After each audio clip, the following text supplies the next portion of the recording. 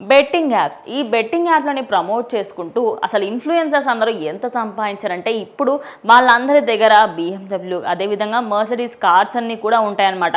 అదేంటి బెట్టింగ్ కార్స్తోని వాళ్ళు ఎలా సంపాదించారు అనుకుంటున్నారా?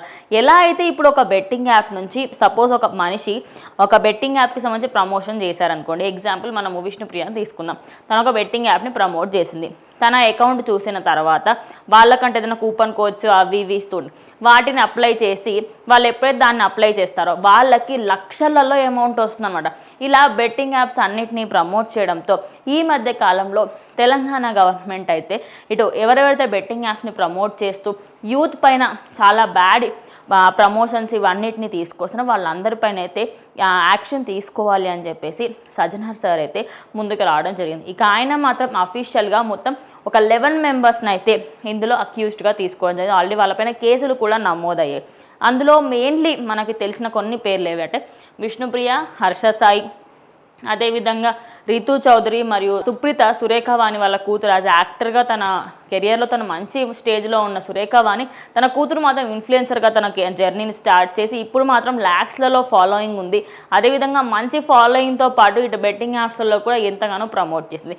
ఇక వీళ్ళతో పాటు టేస్టీ తేజ, అదేవిధంగా ఇంకా బిగ్ బాస్ ఫేమ్స్ ఎంతోమంది ఉన్నారు. ఇందులో కూడా అసలు చిన్న చితక అనేది అలా ఏం లేదు. పెద్ద పెద్ద స్టార్ హీరోస్ స్టార్ హీరోయిన్స్ కూడా ఉన్నారు. అప్పట్లో కాజల్ అగర్వాల్, తమన్హా భాటియా వీళ్ళందరూ కూడా ఈ బెట్టింగ్ యాప్స్ అన్నింటినీ కూడా ప్రమోట్ చేసుకుంటూ వచ్చారు. ఒకటి కాదు, ఇద్దరు కాదు, మొత్తం 11 మెంబర్స్ మీద అయితే ప్రజెంట్ అయితే కేసు నమోదు అవ్వడం జరిగింది. అయితే దీనికి పునాది వేసింది మాత్రం నా అన్వేషణ అనే చెప్పాలి.